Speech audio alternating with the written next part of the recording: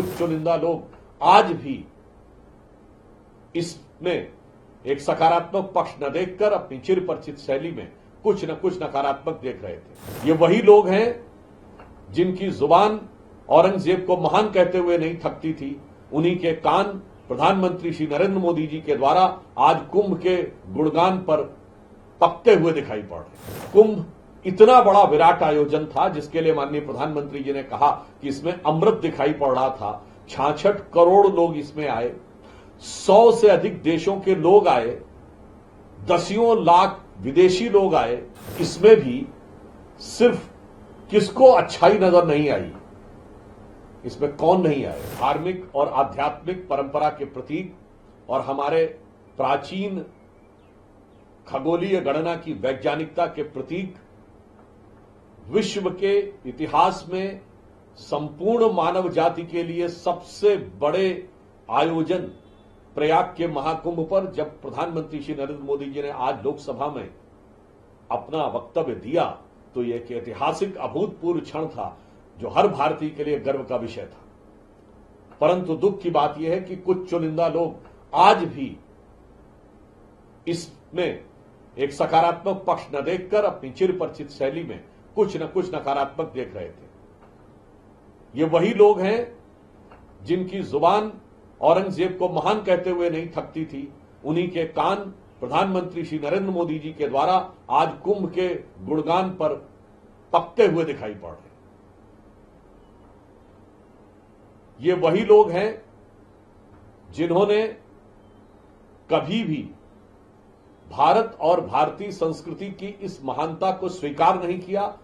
कुंभ इतना बड़ा विराट आयोजन था जिसके लिए माननीय प्रधानमंत्री जी ने कहा कि इसमें अमृत दिखाई पड़ रहा था। 66 करोड़ लोग इसमें आए, 100 से अधिक देशों के लोग आए, दसियों लाख विदेशी लोग आए, 73 देशों के राजनयिक आए और जाति, प्रांत, वर्ग और भाषा के भेद को भूलकर हर भारतीय एकाकार होता हुआ नजर आया। परंतु इसमें भी सिर्फ किसको अच्छाई नजर नहीं आई, इसमें कौन नहीं आए? मैं कहना चाहूंगा सिर्फ औरंगजेब फैन क्लब के लोग नहीं आए। इसमें किसको अच्छाई नजर नहीं आई? वही जिन्होंने इरेडिकेशन ऑफ सनातन धर्म अर्थात हिंदू धर्म के समूल नाश का अभियान लिया हुआ है, उनको अच्छाई नजर नहीं आई। जो श्री राम लला विराजमान को प्रणाम करने नहीं गए, उनको अच्छाई नजर नहीं आई। वही कुंभ में स्नान करने नहीं गए, उनको अच्छाई नजर नहीं आई। इस बार का कुंभ एक अलग और अद्भुत कुंभ था। ये 144 वर्षों के बाद आया हुआ कुंभ ही नहीं था। ये 450 साल के बाद का पहला महाकुंभ था जो इलाहाबाद में नहीं प्रयागराज में हो रहा था। यह 450 साल के बाद का पहला कुंभ था जब अक्षयवट किले की दीवार में बंद नहीं था, हर श्रद्धालु के लिए खुला हुआ था। यह 500 साल के बाद का पहला कुंभ था जब श्री राम लला विराजमान पूर्ण प्रतिष्ठा के साथ मंदिर में स्थापित थे और अब जिले का नाम फैजाबाद नहीं अयोध्या था।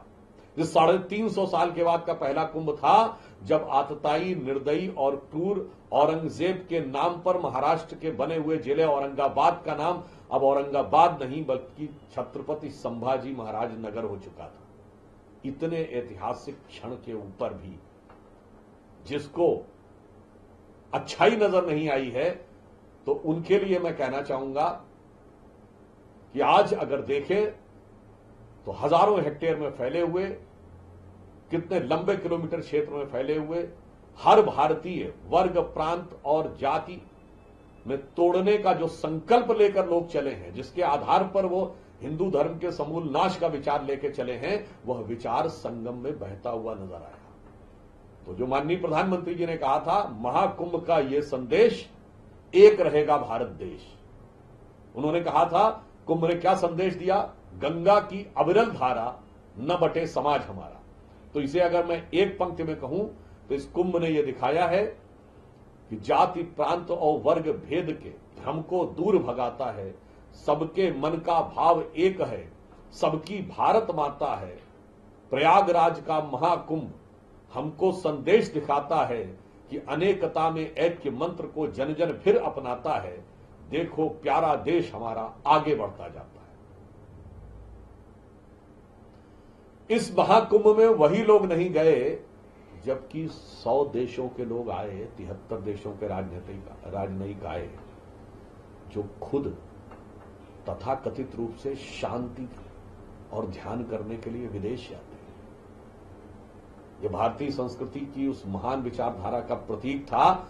मैं कहना चाहूंगा कि संपूर्ण पश्चिम में क्या माना जाता है कि दुनिया में आदमी किस चीज के लिए काम करता है? पैसे के लिए या शारीरिक सुख के लिए? मार्क्स ने कहा पैसे के लिए, तो फ्राइड ने कहा शारीरिक सुख के लिए, तो कोई कहता है केवल अपना नाम कमाने के लिए। परंतु जब वो हमारे साधुओं को देखते थे तो आकर अचंभित रह जाते थे। जिसे एक पंक्ति में कहूं, महाकुंभ में हमारे साधु सन्यासी जो संदेश देते हैं, पश्चिम के सारे विचार उसके आगे ध्वस्त हो जाते हैं कि वो सुख खोजे भौतिकता में, मदिरा में मांस की बोटी में, ये भस्म रमाए अपने तन पर, खुश हैं सिर्फ लंगोटी में। यहां मार्क्स, फ्रायड, मैक्स वेबर सब फेल हो जाते हैं, मगर अफसोस मार्क्स और मैकाले की मानसिक दास्ता के लोग वो सुख नहीं देख पाते हैं।